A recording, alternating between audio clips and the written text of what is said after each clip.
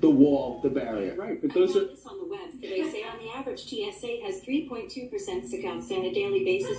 It's up to 7.6 house right now until I go to Newark. And when Brian has a new iPad. He has not quite figured out how to run it. Thank you, Siri. Oh, wait. I didn't know there'd be a But you got your keyboard. Yeah. You got the iPad. There was no keyboard. He said there was a 2-week waiting list for the keyboard. When did you get the keyboard, I Brian? got it yesterday. Yeah. Apple was not up to date with the keyboard, but they Okay. made it. But they're the one that makes it. So anyway, regarding... It's nice to know we're being listened to. Right, and Siri is listening all the time.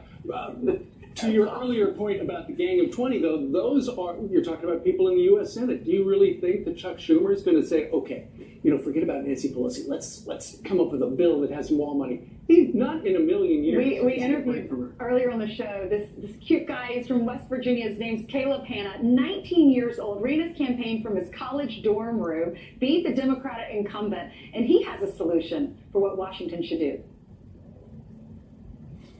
I'm working together with delegates Robbie and Patrick Martin, Robbie taking the lead, and we want to take $10 million of West Virginia's $200 million surplus and give it directly to the southern border to help build the wall. We owe it to the voters. West Virginia has a terrible drug problem, and I believe that it's a lot of those drugs and opioids are coming directly from the southern border. I've spoke to local and state law enforcement, and they say that these drugs are so pure they can't be coming from anywhere other than Mexico.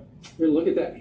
His state is so far away from our southern border, but he wants legislation in the West Virginia Assembly to send a lot of money to build the border wall. Well, this morning I was reading about the National Safety Council says that car crash is one of the leading causes of deaths in the U.S., 1 in 103 chance.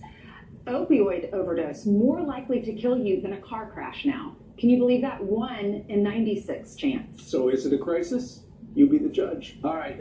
Meanwhile, if Siri gives me permission, I'd like to toss over to Jilly. You just said the S word. I feel like I know. listening now. Yeah. I'm very afraid of what's to come. All right, let's get you caught up on some of the stories that we're following, starting with this serious story. And a Fox News alert, the war on cops escalating overnight. 4 law enforcement officers in 2 states shot in the line of duty. In Texas, the search is on for a possible suspect after 3 deputies are hurt serving a search warrant. Another suspect was shot dead, and a 3rd is in custody. All of the officers are expected to survive. In North Carolina, 3 people are under arrest after a state trooper is shot in the face. Trooper Daniel Harrell attacked during a traffic stop. He is in stable condition.